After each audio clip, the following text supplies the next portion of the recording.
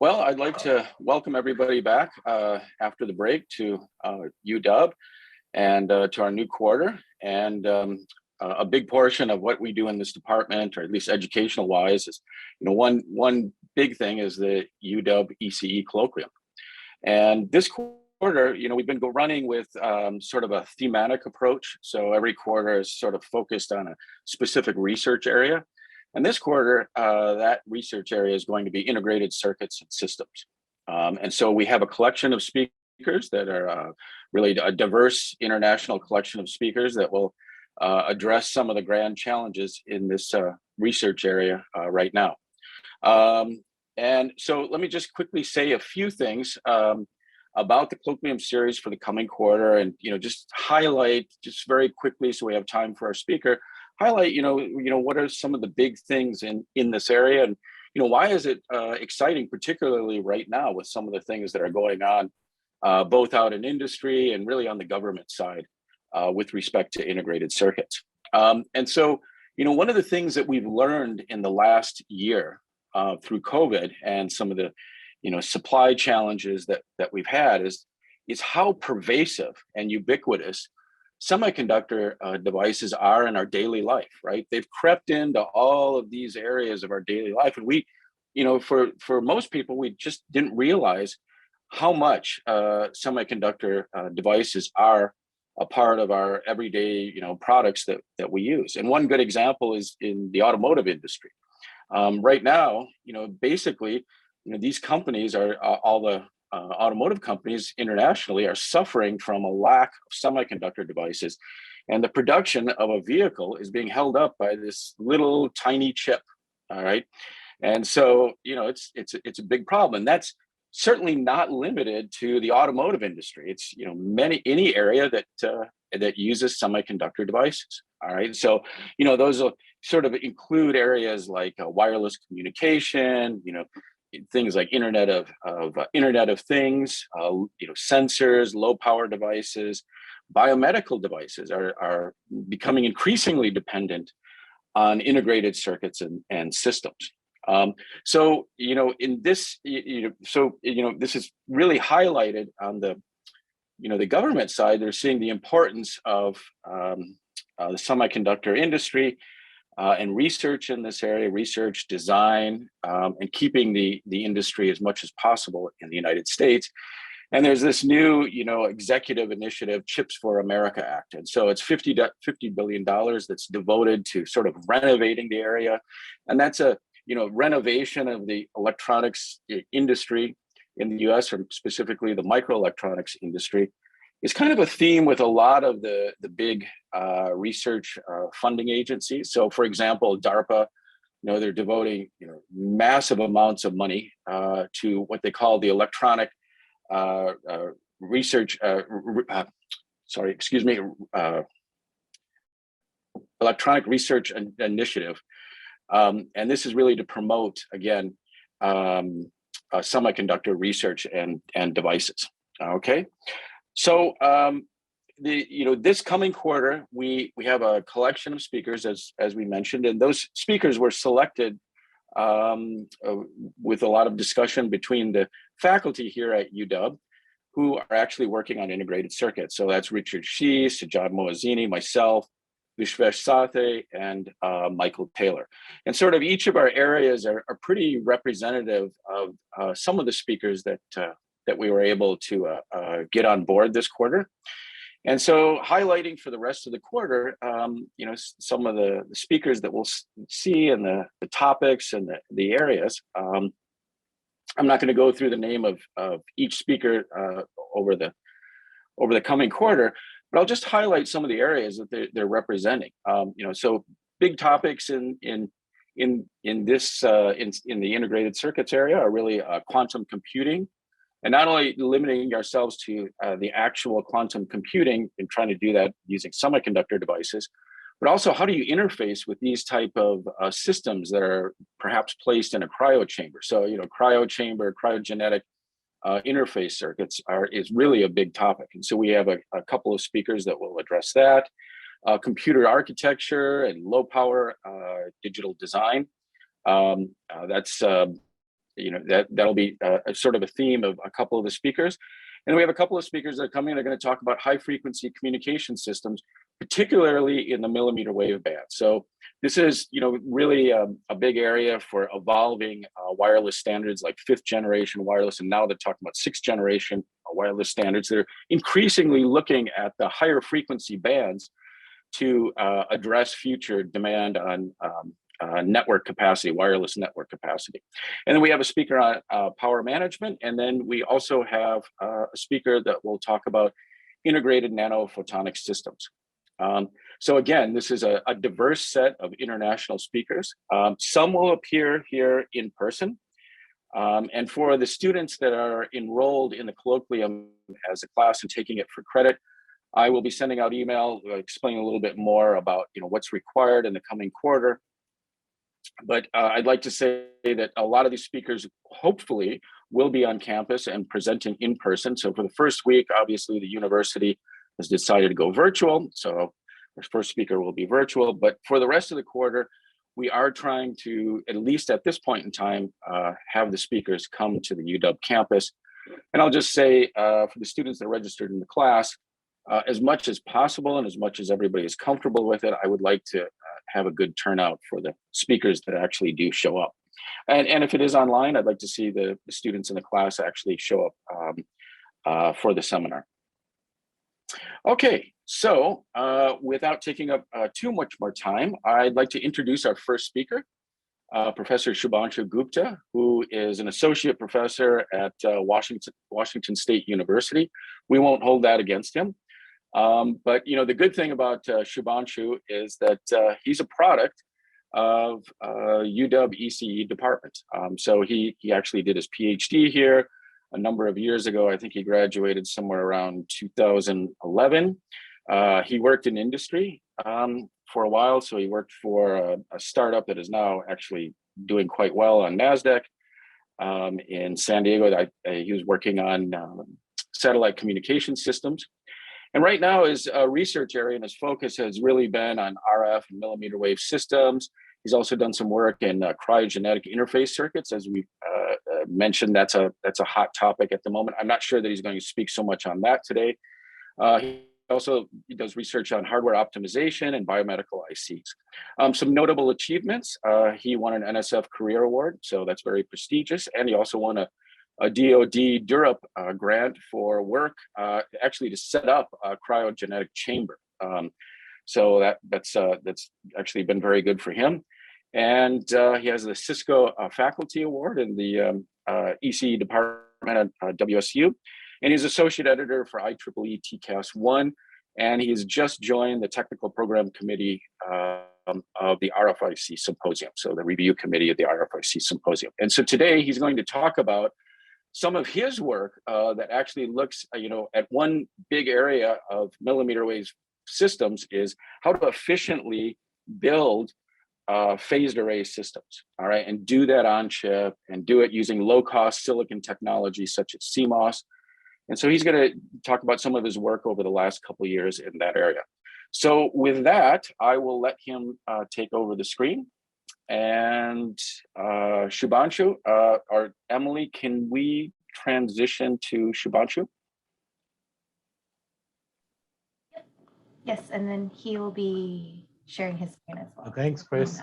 Let me get the screen sharing done on my side. Let me know if you can see the screen right now. Looks great. Yep. Looks good. Looks good. I can move around. Yep. Yeah, that's perfect. And you can hear me well as well, right? We can. It's great. Okay, wonderful. So, well, thank you first. Thank you, Chris. I think I'm coming back and speaking at UW after a gap of nearly 12 years, as Chris said, or maybe a little bit lesser than that. But so it's been a great feeling and a great honor to be back. Chris was also my co-advisor along with Professor David Alstott. And I think all the success that I have in the last few years, I owe them to both of them there. So that's thank you for both being there and advising on this journey so far in the last so many years that we have been together. So Well, let me get started with the talk here. I think the talk is about, I hope I can wrap it up in 35 to 40 minutes, and then we give some time for Q&A in the end. But feel free to come. I mean, you can stop me in between as well if you have any questions or any specific points there. So the topic I'm going to bring to you, as Chris said, is an interesting topic. It's about communication at millimeter wave. And the aspect that I would be touching a little bit today would be how do you make it reliable using some of the spatial signal processing techniques that we have been working on. So let's get started with the talk here. So just I'll start with a brief overview of what we do here. It'll be a couple of slides, and then we'll go into the problem and the basic challenges with achieving a reliable millimeter wave wireless communications. Then I'll focus into some of the recent work, recent research, which is mostly about true time delay based spatial signal processors. And true time delay is the particular construct that we are going to talk about, and then see a couple of applications of the true time delay processors into like interference cancellation, direction finding, which will be kind of highly required in the upcoming next generation wireless communication systems.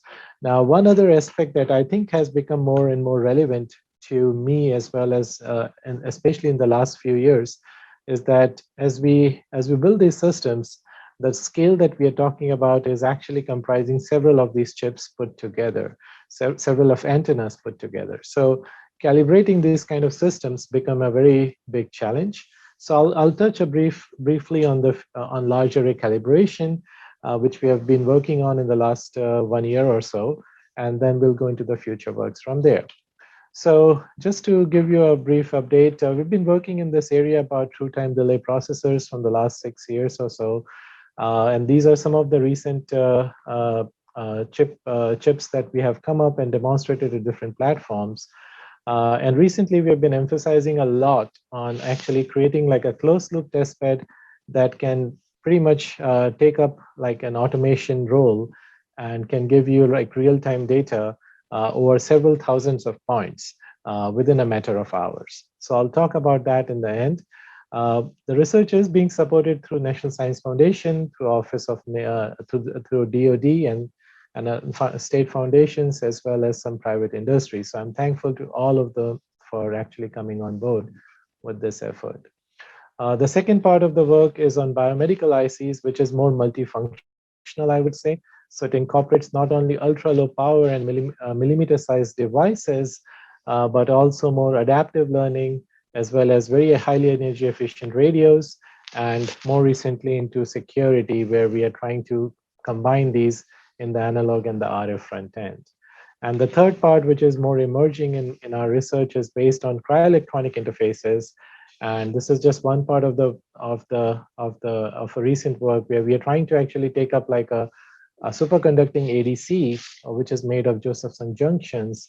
And we are using like classical optimization techniques to control them and to make it more efficient. So it's pretty exciting. It's pretty new for us as well in this area. So let me jump to what we are going to talk about today. And that is the question about the promise of millimeter wave wireless, which is actually, if you look at it, it's a very exciting area. It builds up, as I will talk in the next couple of slides, on the existing 4G and the 5G framework that we have. But what it promises is several things more. And if you note here, it looks at several aspects, not just on reliability as we have today, but it looks at very high data rates in order of several gigabits per second, as well as very fast data rates. So the peak data rates can be up to like, can be greater than terabits per second here. A challenge here with the data rates is to maintain mobility of up to like support mobility about 60 or 600 miles per hour, for example, over an area, which is a fairly big challenge. And how do you realize that is actually an active area of research. Now, with all these things coupled together, you do look at two other things, which is reliability, which is a highly important problem. And when we say a reliable connection here, we mean the connection which is going from end to end, which means outdoors, and you can even come indoors as you do today with a 4G or a 5G network, mostly the 4G network and less on the 5G so far. So, and of course, this has to be done given the bandwidths that are involved in a very, very short span of time. So that means when you establish the link latency has to be really small, in the order of 25 microsecond to a millisecond. And so that makes a very big challenge in that aspect. So I kind of like to put all these considerations and combine them into a single word, which is basically an on-demand wideband radio, where the wideband radio for the radio for the next generation, as we call it as 5G plus or 6G, would be able to actually decide what features to pick and or to combine several of these features together. And depending on these features, you can have different applications which will be supported, whether it's smart grid, smart agriculture, smart buildings, smart cities, autonomous driving, highly congested areas, or even autonomous and virtual reality applications. So just for those of you who are a little bit new in this area and to see how we have progressed in the last 2 decades, if you go back a couple of decades, we are looking at these 1Gs, 2Gs, and the third generation of wireless communications. The good thing with them was that I think even they were lower frequency, they had a long range and deeper penetration, which means that you didn't have so much of a problem with any obstacles on the building walls or things like that. Of course, they were able to span several small bandwidths within the lower frequency spectrum, which is very crowded, but you had smaller chunks available in the spectrum, and that's what they made use of. As we go towards the 4G, I think this is a little bit focused on towards the higher frequency side, now 3 to 5 gigahertz range. And you can see that it's a little bit shorter range and a little bit lower latencies that you have to close the loop in, but still sufficient to meet the bandwidths and still sufficient and to actually address a sufficient number of users with the data rates that we are looking at the current time. But as we move ahead and as new applications are coming in, as I showed you in a couple of slides back, we are looking at newer generations, which is the emerging 5Gs and the 6Gs. And the interesting part of it here is that the hierarchy or the architecture that we were looking at from a base station and several users put together, where we had a single base station and multiple users around it, is now going to kind of transform, as I'll show in the next few slides, into a concept which is a single base station, but would have several repeaters to combine, that would be combined, and that would be broadcasted to the user element. Now, this would serve two purposes. One, which would be to increase the data rate, which is what is desired, but also to ensure that we have a reliable connection at a longer range. So those are the two aspects that becomes very important as we move into the next generation of wireless communication systems. And we are looking at bandwidths which are actually given the highly congested spectrum at the lower bands. We are looking at bands which are much higher in frequency. So these would be the millimeter wave bands, which would go from like anywhere up from above from 6 gigahertz all the way to 300 gigahertz.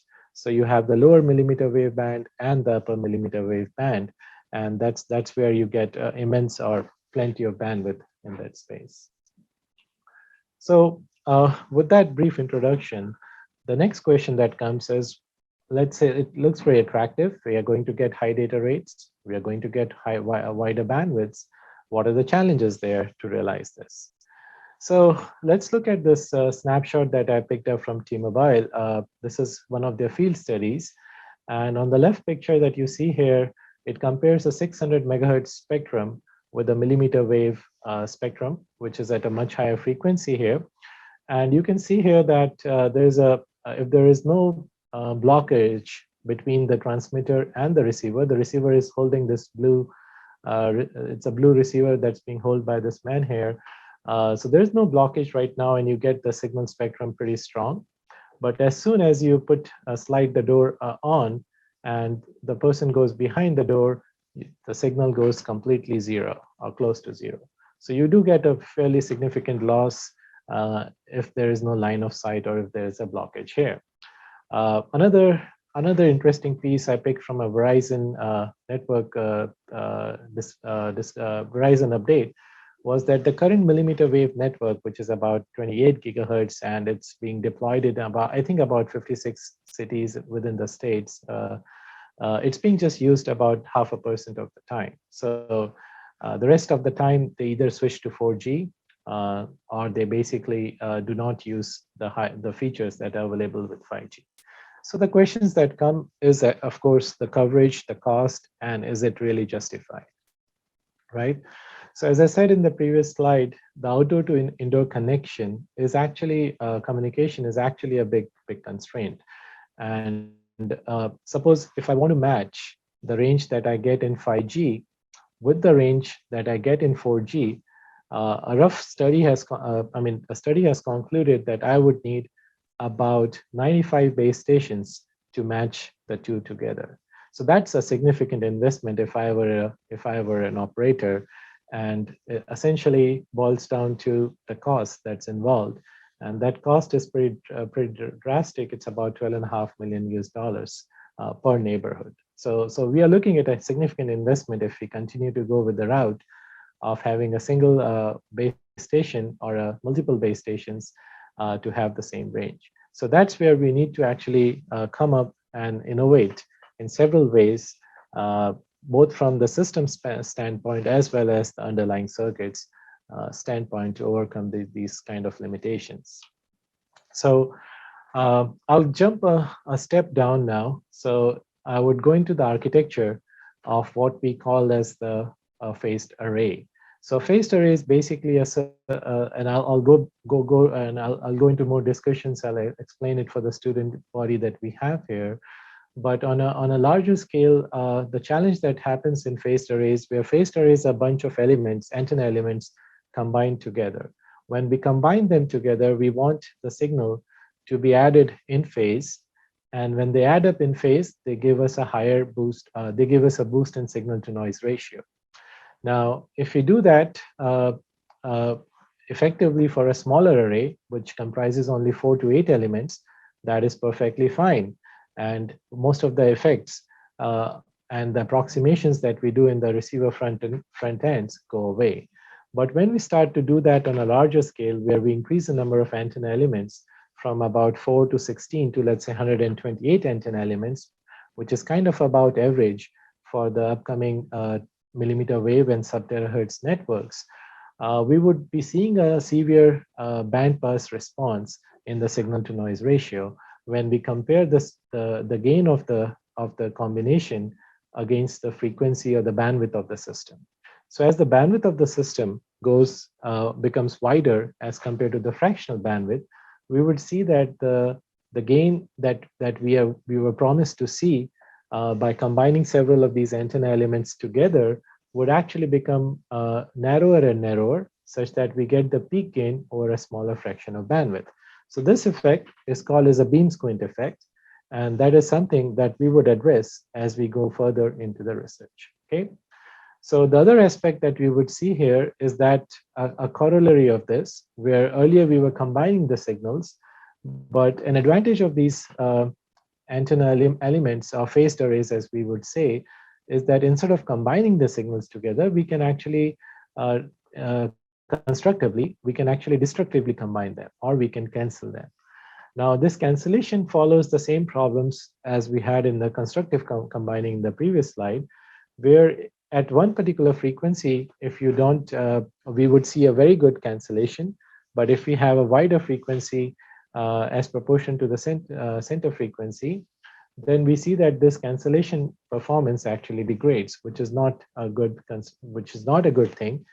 And the two of these coupled together creates additional resources or requires additional resources that needs to be committed for the digital signal processing that we are going to do.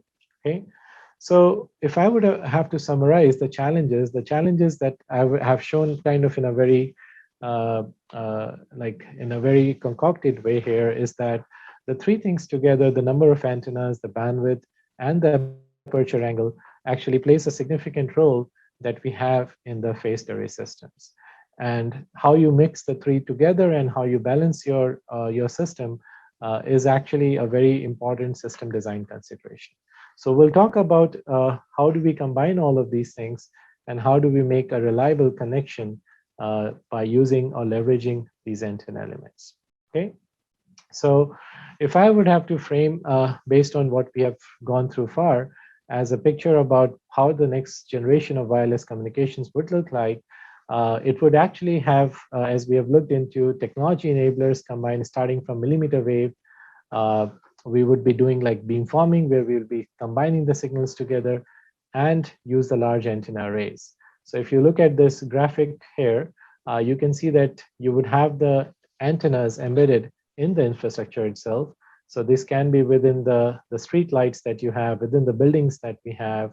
And then for a user to get both high data rate, to get a reliable connection, we are not just looking at receiving from one base station, but we are going to receive multiple beams from different base station. And when we can add them coherently, we can actually do some really wonderful things and get some really new applications in there. So with that, let me jump another step down, which is more into the architecture of the system. Okay, so we look into a particular aspect of phased arrays, which is we want to actually model the phased arrays as a true mathematical relationship, for which we need exact time delays. Okay, so let's look into that. The question of time delays or true time delays has seen some really remarkable growth in the last 6 to 7 years. So I've captured a very brief range of works here. It's probably not so exhaustive, but it captures the true time delays. Aspect of that will be the delay range and the resolution. So the ratio of that on the y-axis here, if you can see, and it captures that or plots that against the time span that we have on the x-axis. So if you look at that, we kind of combined the true time delays that has been achieved in the phased array receivers in the last decade or so. And the trend that we see here is that this ratio between the delay range to resolution is actually increasing, as we can see, from the lower from a lower number of bits to more significant higher number of bits on an average. So that actually is driven, especially as we increase the array size, as we increase the bandwidths. It also tells us that we also need to increase the delay range and the resolution ratios. So how do we do that? That particular aspect is being realized through the true time delay aspect of the phased array. So let's go down to the very basics of it now. So I'll spend about the next 3 or 4 slides going through the very basics, and then we will look into some very basic constructs, how to realize the circuits that would allow us to do true time delay arrays. So if you look at an antenna array here is shown as an n-element array. And in this n-element array, the incident wave is coming from a fairly far away distance, and it is coming at an angle theta. So we define the distance, the time it takes for the wave front to travel between 2 antenna elements as delta t. And that delta t can be written in terms of the spacing of the antenna array, as well as the angle of incidence, the carrier frequency, and the wavelength. So this is an important parameter. And if we can actually mathematically or electronically model this with high precision, then we can actually achieve a coherent combining of the signals over wide bandwidth very, very efficiently. So that is the purpose of what I'm going to show you in this particular section, right? So that's what is being shown here. The delays that the wavefront would take between the 2 antenna elements is compensated electronically by introducing these antenna electronic delays, tau1s, tau2s, and tau of n. And then they're all added with a gain of 1 so that we get the maximum signal to noise ratio that is possible. Now, the challenge in this realization is that as the antenna elements go, the number of antenna elements increases, so that we go from 4 elements to 16 elements, let's say to 128 elements. The amount of delays range that we need to span becomes larger and larger. So if you go back one slide, for example, between tau1 to tau n, if n becomes really large, you need to actually span a very large delay range. If you try to do that in continuous time, by continuous time, if I say, like if you try to do through transmission lines, through passive elements like that's been initially done in the earlier works, then we are looking for a very, very large lossy network, and also not a network which is not able to span a very large delay range. So a way we can actually overcome that limitation is one of the fundamental realizations or a mathematical transform that we can look at the receiver front end. So on the left here is a receive signal which is coming in, which is experiencing a delay tau. And once it has experienced a delay, then it is being down converted to a lower frequency where it is being digitized and processed in the digital signal processor. So instead of doing that, we can actually apply a mathematical identity where we can introduce this delay, and these two systems will be equivalent both in the path which is providing the down conversion frequency, or the mixing frequency as we call it, as the local oscillator frequency, as well as in the baseband. So if you apply these two delays at the baseband and the local oscillator frequency, we can realize an equivalent delay which would be at RF. Now, one other realization that we would have here is that with this, if you have a frequency which is at the local oscillator frequency, this frequency is just, the local oscillator is just a single tone, it's a sine wave. And being a single tone, you can approximate the delay at that one particular frequency with a phase shift. So by combining a phase shifter with a time delay in the baseband, we can actually realize an equivalent delay at the RF. Now, the advantage of this identity is that it's easier to implement delays in the baseband, and you can get very wide delays. And we can actually overcome the limitation when we span or when we scale to a larger number of antenna elements. Now, the phase shift here that we see here can be implemented at RF. It can be implemented, as I've shown in this figure, at the LO, or the local oscillator frequency, as well as we can implement the phase shift at the baseband. So that is pretty flexible. So that's not an issue for us. But the advantage that we have bought here is by reducing the complexity of implementing this delay element.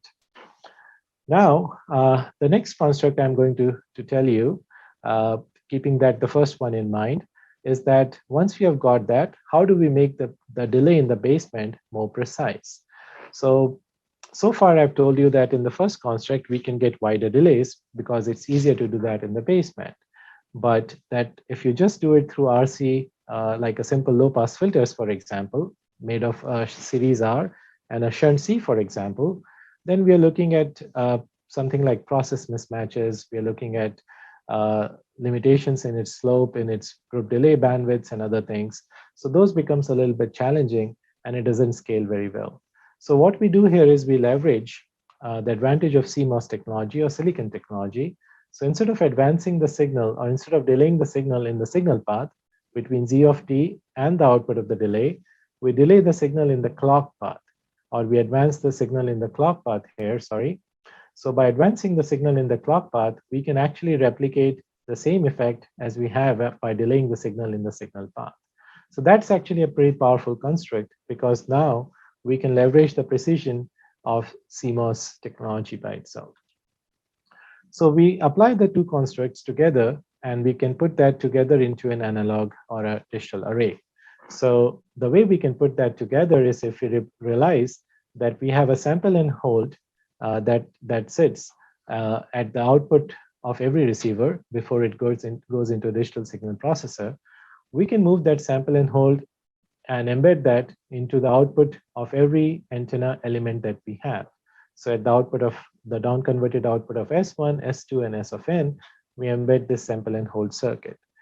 We also put our delay elements that we have introduced in the previous construct, and we call them as tau1, tau2, and tau-n.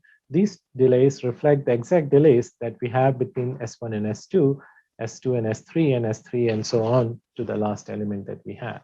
So now we have realized a nice system where we can leverage both the CMOS technology, and it's very scalable because we can really leverage this to span a very, very large array. And we can also combine them at the input of before the quantizer and before we apply to the digital signal processor. So the other way of implementing that, which is also very attractive, is instead of combining them at the input of the quantizer, you can move the quantizer at the output of these sample and holds. You can digitize at the output of them and then combine everything in the digital domain. So far the story was good. The only challenge that comes is if you combine the signals together, the signals, if you do that using a basic clock a clocking technique, then you're limited where the phases will overlap each other, which I'll show you in the next slide, and they will corrupt them. So what if we can time interleave them by basically replicating your combination network multiple times, and they all are staggered in time. So by doing that, we can actually avoid that limitation. So that is what is being captured here, where if you introduce an intentional delay, as we were doing in the very couple of slides back, you actually have the risk of corrupting the data when you combine them. So if you time interleave them, where you basically stagger the phases when you're combining them in a very nice way, then essentially you avoid having that risk. So by having these three constructs, we can actually realize that in a very, very fundamental, a very basic circuit architecture, which has been there for actually the last 3 decades, I would say. And one of the pioneers for this architecture, which is called as a switch cap parasitic insensitive architecture, was actually Professor David Alstott, who started this work in the early 80s on the switch cap arrays. So we kind of took an inspiration from that. And as you can see here, the down converted inputs from the RF front ends are being delayed. They're held on a capacitor and they're combined at the input of the summer. And then the output of that is being read through to the digital signal processor. A challenge with this architecture, though, if you do that in a parallel sense, for if I may say that, is that as you increase the number of antenna elements, the design of this summer becomes very challenging. Because if you go down to our circuit understanding of this summer has to drive, the output of this summer has to drive a capacitance, which is not just CF and the load capacitance, but looking back, it needs to drive the CF, and it has all these capacitors which are in parallel in its feedback network. So essentially, you risk a lose of having very small feedback factor, and that really affects your unity gain bandwidth of the summer. And so your overall bandwidth that we can address becomes smaller and smaller. So one way to avoid that challenge is, of course, to have like a very wideband summer. But the other more attractive way is to actually leverage CMOS technology even further.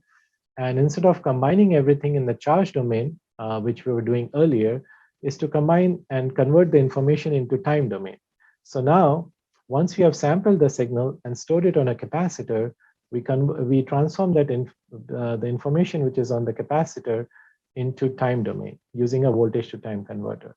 And then we leverage what we call as a series beamforming instead of a parallel beamforming, where we take the output of one voltage to time converter, apply to the other one, add them together, the second one, then take the output, then keep doing that, and finally have the final output come from the last voltage to time converter. So that overcomes the effect where we had the limitation of the bandwidth, and it allows us to go even at lower CMOS technologies down to like 5 to 7 nanometers, where this would have a significant advantage when it comes to energy efficiency, when it comes to bandwidth handling and other things. So with those 4 constructs, I think that kind of summarizes the base of what we will talk about in terms of the basic test beds. And this kind of shows an evolution of the test beds that we have built to capture these constructs. So we started with like a lower bandwidth of only about 100 megahertz, and we had a National Instruments test bed, where, as you can see, we were able to beamform with 4 antenna elements at a bandwidth of 80 megahertz. And as we go through the recent years, we have been able to automate this test bed, and we have been able to increase the bandwidths all the way to close to 800 megahertz or so. So that actually becomes very attractive as we go to the next 2 applications that I'm going to talk about, which would be the interference cancellation and the direction finding. Okay, so let's look at what we have covered as the basic constructs, and then we would go and talk about its coexistence in dense networks. So to basically, in the interest of time, I've kind of abridged this section really short. And we can actually follow this up further down after the talk as well. But what we want to do is to basically take the same array that we had earlier and to do destructive signal combining, as I said in the very initial few slides. One way to do that is to have like an alternate uh, uh, gain of plus ones and minus ones. Suppose it's an even number of elements, and then we add them up together, and that would allow us to basically cancel the signal across a very wide band, as long as we can actually have the exact time, or as long as the signals are in phase precisely. Now, this problem becomes challenging if you're looking at not just one interference, but you're looking at multiple interferences. So to avoid this challenge where we can just cancel just more than one interference, what we can do is leverage Kronecker decomposition, where we can take the array signal, array vector, and we can decompose it into several Kronecker products. So we can do that for the first interference, the second interference, and the mth interference. So once we have done it for the different Kronecker products, the next thing that we want to do is to introduce a customized delay element. And if we can introduce a customized or a non-uniform delay for each antenna element, that allows us to cancel each of these interference uniquely, and basically allows us to cancel several of these antenna elements by using a single vector combination. So that is actually very, very powerful. And that's actually one of the very important features of true time delay arrays, where it can handle multiple beams simultaneously, and it can process multiple beams constructively, or it can cancel multiple beams destructively as well. So that's what's being showed here in this outcome. If you can see here, this is the 500 megahertz band that we are working with. We have the desired and the interference both together in the in band. And once we process the signal, once we have enabled the array, we can see that the desired is still there, but the interference is completely knocked down. In the other example, what we do is we bring the interference and we put it on top of the desired, partially put on that. And you can see that it also is, this array is able to filter out the interference because it's coming from a different direction, and just leaving the desired as it is. And in the third example, the interference and the desired are completely on top of each other, but yeah, again, the same effect can be observed. So that is actually a very attractive feature when it comes to, say, spatial signal processing and interference cancellation. So I'll skip this slide here in interest of time, but the next one that we have here is, I want to also introduce to you an aspect of true time delay arrays, which will be critical for, in my opinion, in the emerging or the next wave of data communications, which will be about direction finding. So, or the beam training. So a traditional beam training and analog arrays that's been there so far is basically where you want to locate where the signal is coming from, or where the beam is coming from. So a traditional way of doing that is through a time division beam sweep, where the user element, in this case, it can be a cell phone, for example, does like a brute force scan, where it will scan in one direction at a particular time t1, another direction t2, third direction t3, t4, and t5. So it keeps on scanning in different directions till it finds the right beam, and then it locks onto the transmitter. But the problem with that is the beams are so pointed and so narrow as we go higher in frequency that, let's say that if you move the beam from one ear to the other ear, you risk the losing the beam itself. So that becomes a significant challenge, especially in analog arrays, which are going to be used more pervasively in the user equipments or in the handsets rather than in the base stations, just because the analog arrays can be more energy efficient. So how do we actually overcome that fundamental limitation? That is something that has become a very active area of research, right? So one of the ways that we have worked together in collaboration with Professor Daniela Cabrick from UCLA is that instead of doing a time division beam sweep, we try to do a frequency division beam sweeping. So let's assume that the user element has access to an OFDM symbol. An OFDM symbol is one where you have the symbol where the information is represented in several subcarriers over several elements of time. So you have representation in both frequency and time. So instead of actually looking at in one direction at one particular time, what if I can actually look through different frequencies, which are basically subcarriers in an OFDM symbol. In the same time, I look at different frequencies, and these frequencies, each of them are mapped to a unique angle. So for example, if I'm transmitting from in the direction of this red beam, which I would show in the coming slides, then the maximum, the red beam would show the maximum power, where the blue, the dark blue, the orange, and the greens will show significantly reduced power. So this allows us to overcome the fundamental limitation, and it's able to do a similar kind of a rigorous antenna search as we do through a digital array transmitter. So the question that comes with this is, let's say that if we want to do this, then what are the challenges? Does this technique work the same way as we do the time division beam sweep? So it looks like it is actually pretty positive, in the sense that we can get like a less than 1 degree error in estimation, especially with a very basic hardware requirement. And it also requires very low resolution in terms of what we need to come up at the receiver, which requires only a 3 to 4 bit resolution.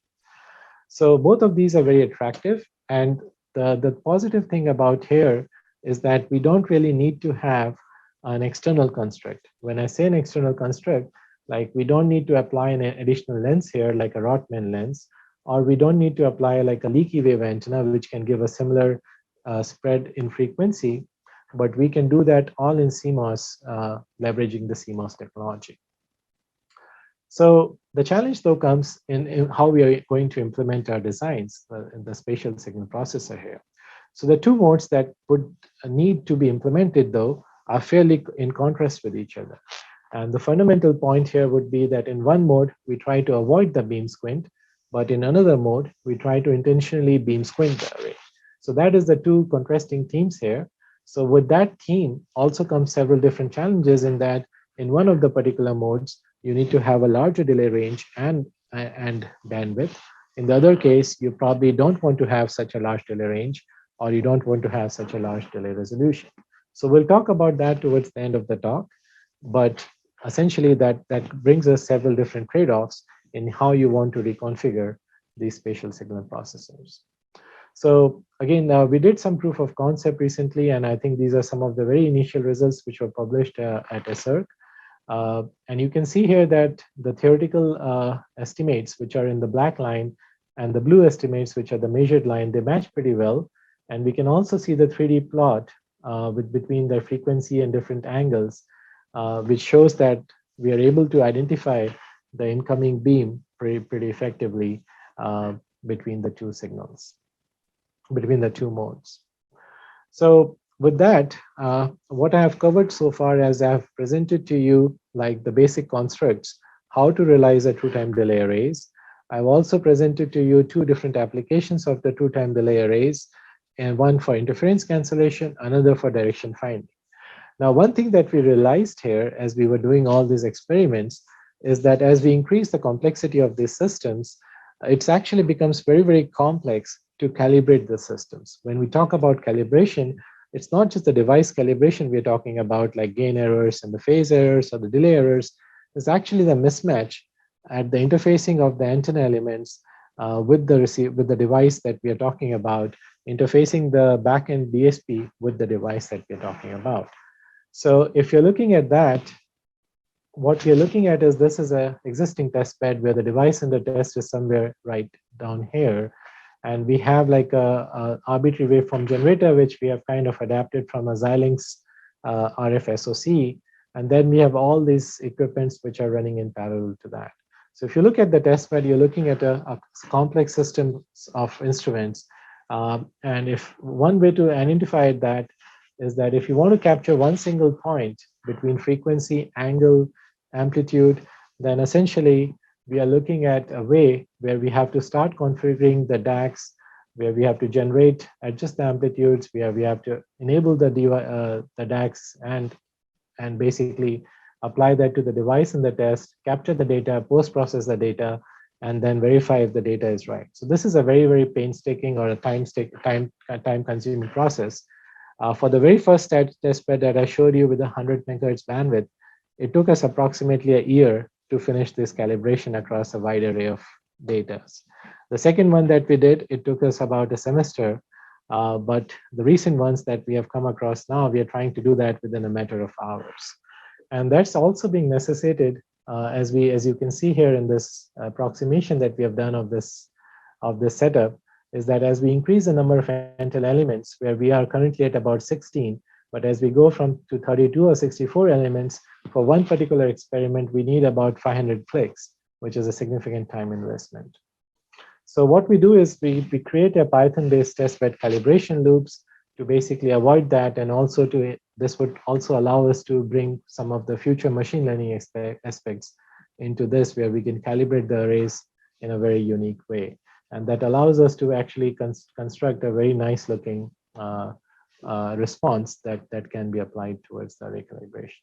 So with that, I think I'm coming towards the top of the hour, so I'm going to use a couple of slides to highlight the future directions, which I think will be very important and very interesting, both in terms of exploring in the spatial signal processor domain. So as we see in the previous few slides, some of the areas that would actually, in our opinion, would see a very interesting ways would be combining several of these functionalities together into the single phased array. These functionalities can be like beam training, data communication, and interference cancellation, all of which have different requirements.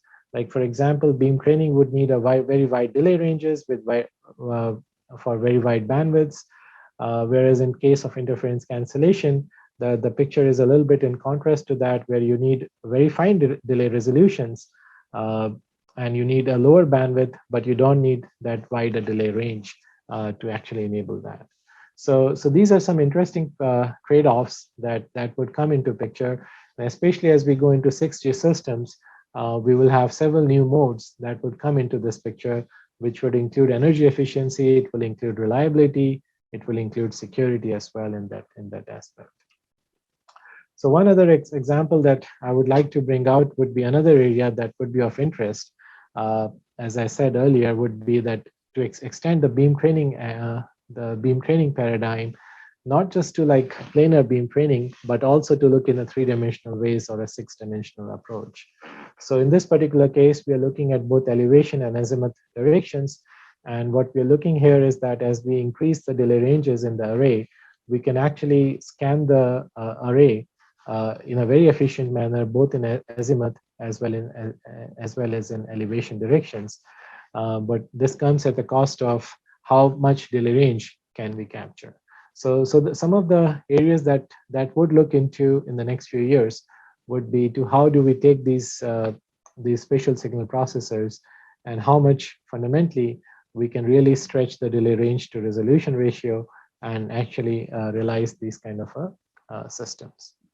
So with that, let me conclude my talk. So that would give us a few minutes for the Q&A. So what we have seen here is spatial communications and spatial processors. It presents an exciting opportunity for systems and circuits exploration in the millimeter wave wireless regime. We do see true time delay arrays enabling precise beamforming, in-band and out-of-band, near-band interference cancellation, as well as fast beam training. And as we go into the next generation of wireless communications, we would see these being applied towards massive machine-to-machine communications, as well as, I would say, full sky coverage for the direction finding, like in radar. Okay, so I would like to thank several people for this. That's my cohort of the people who really worked on this. So it's nothing to do with I doing the work, but we have several folks here who really are actually, I should be thanking them for their work. We also have a funding support from NSF, as well as Kinetic, SRC, as well as Jakarta, who have really helped us in this research. And I think I'm really grateful, and I'm lucky, actually fortunate, to have my former advisors, both Professor David Elstad and Professor Chris Riddell, who is actually here in this presentation as well. So thank you. Honored to have this talk, and thank you for your time today. Yeah. So I'm going to stop here, and thanks for your attention. All right, excellent talk, Subhanshu. A really good job. So I think, and also thanks for kind of keeping it on time. So let's open it up to questions. Are there any questions from the audience?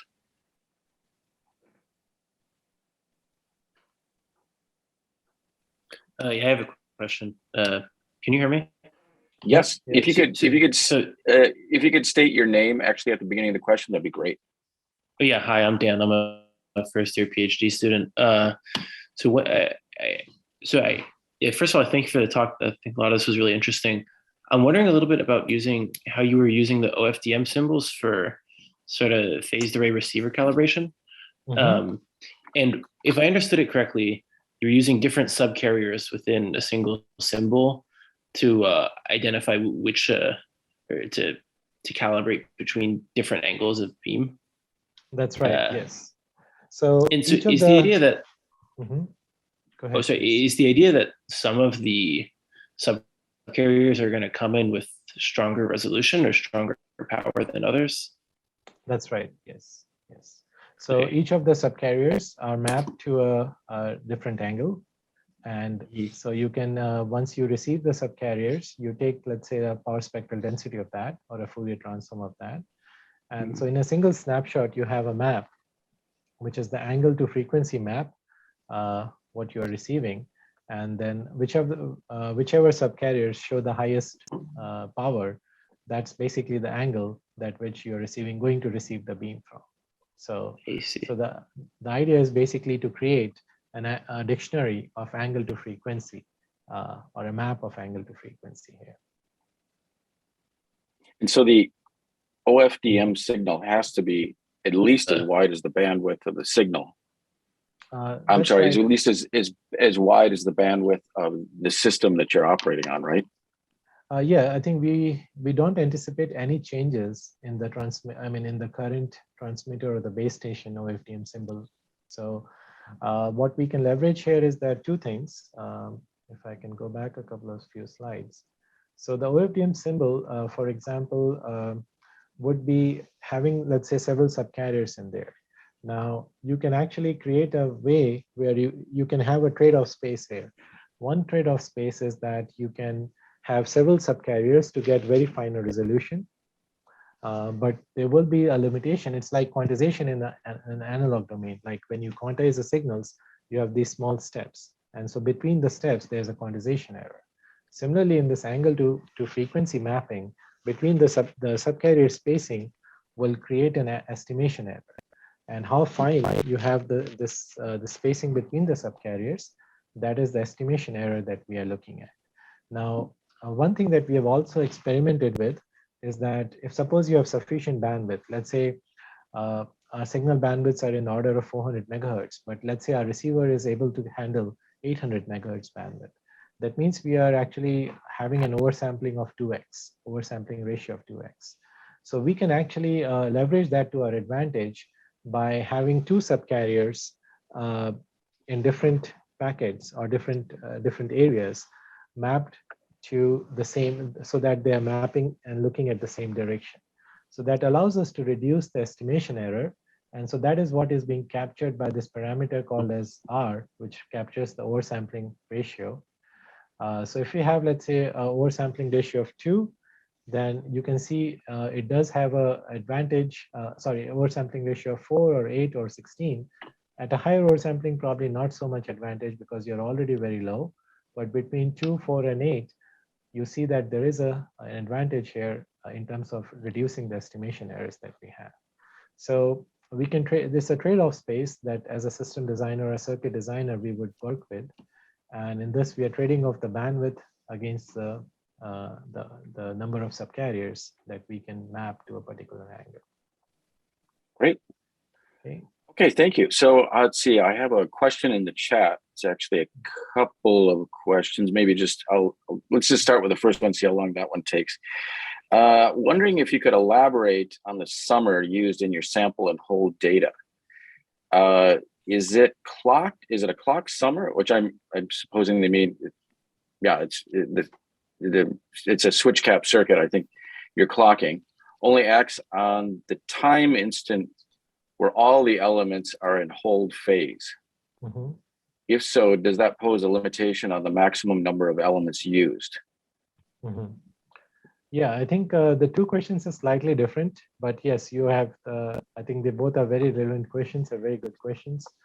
So the first question is, does the summer operate in only the hold phase? Yes, the summer operates only in the hold phase, which is being represented by the sum phase. But if you just have a very basic vanilla construction where you are basically delaying the signal and then applying the sum phase or the hold phase, and then summing it up, then you risk you have the risk of actually corrupting the signal when you are summing them up, right?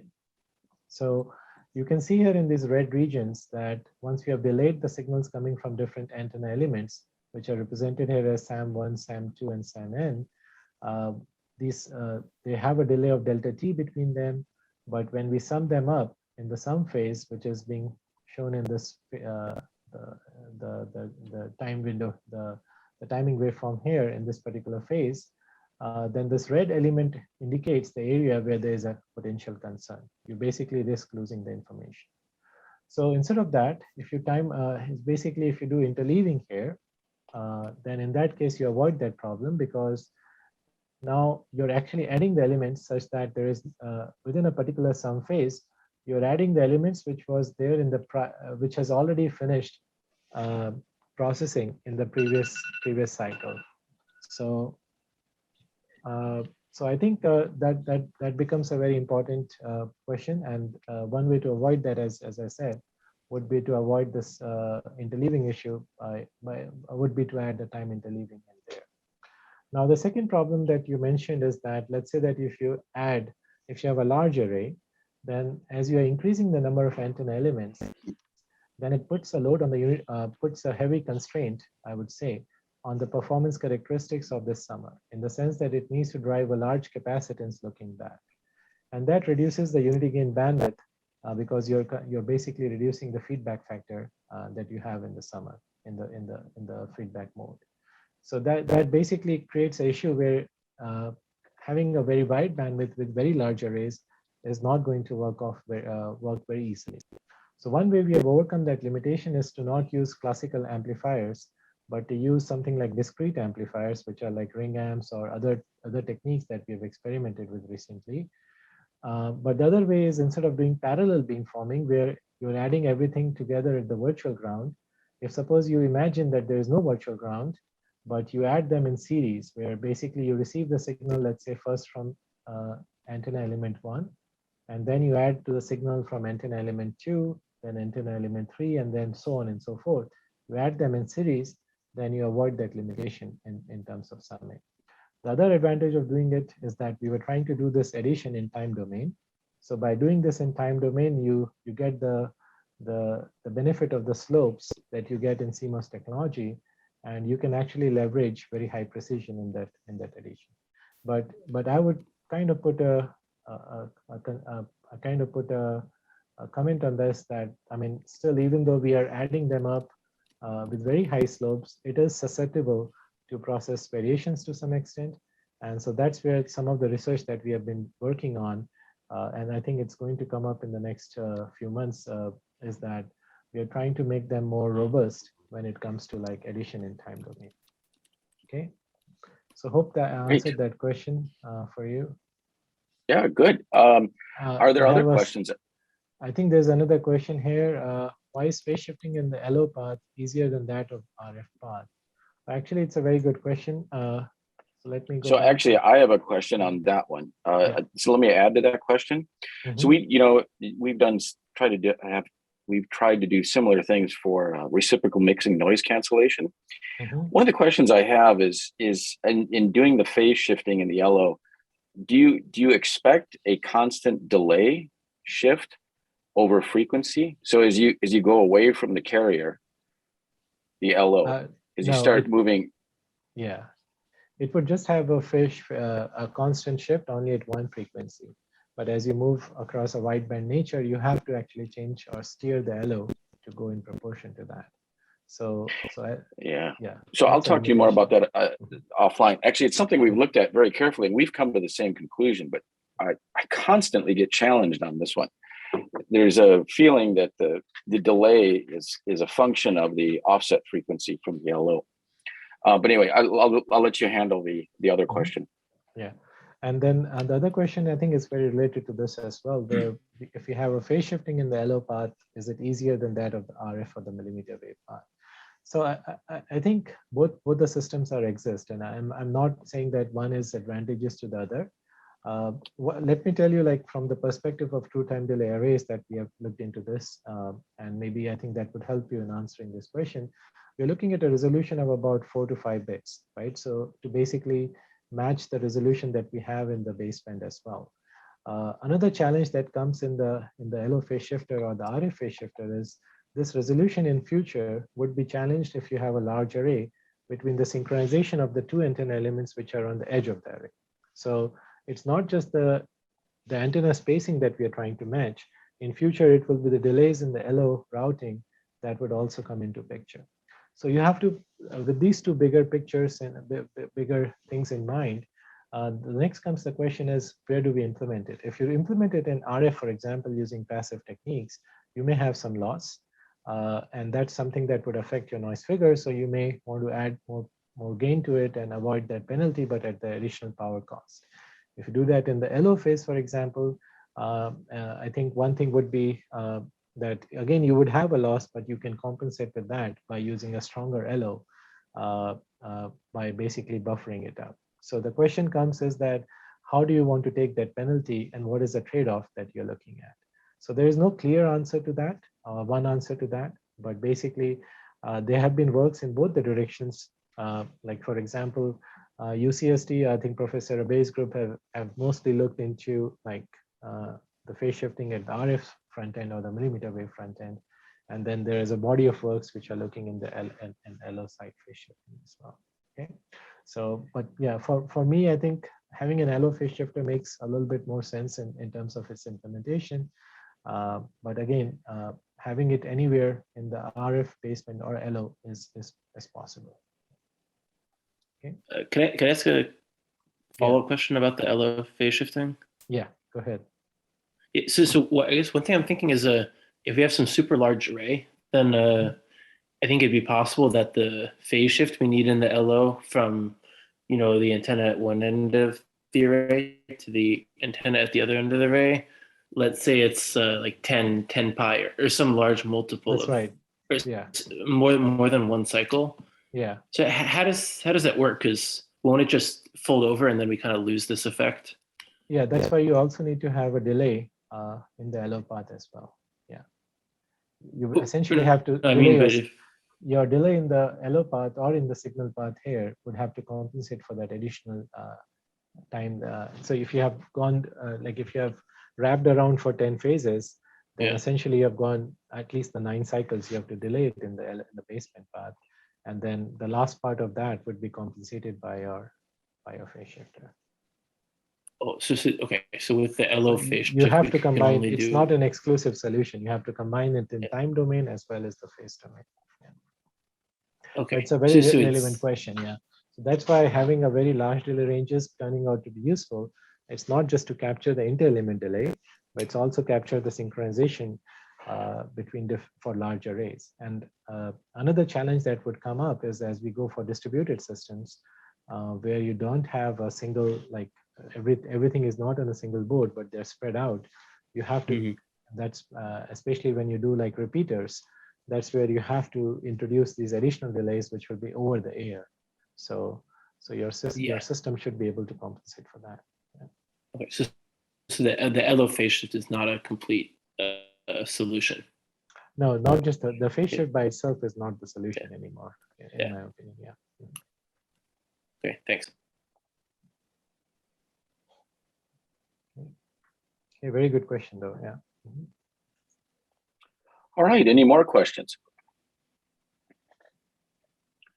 All right. If everybody could just thank the speaker, maybe with a little applause in your participant window there, that would be great. And I believe, Emily, are you still on the line? Yes, I am. I'm here. So I think I saw an email from you this morning about scheduling individual times with the speaker, Professor Gupta. Did I? Okay. And what's the window on that? I a little caught off guard by that. Yeah, What so kind of we- windows do people have to meet one-on-one with the speaker? We have some availability today from noon to 4. Please correct me if I'm wrong. And then some availability this week on Thursday and Friday. Oh, okay. So there's more time on Thursday and Friday. Okay. So if you have more questions, more detailed questions, I would recommend that you sign up for one of those times to chat with Professor Gupta. And again, we'd like to thank our speaker. And we'll see all of you next week at our next week's colloquium. Thank you, Chris, and thank you, everyone. All right. Really Thanks a appreciate lot. that. Yeah. Thanks a Very, lot, very Subhanshu. honored to be here. Yeah. Thank you. Yeah, Have well, a good day. we feel honored to have you here, one of our own. Okay. All Yeah, right. see you later. Thank you. Bye-bye. Bye-bye. Thank you. Bye.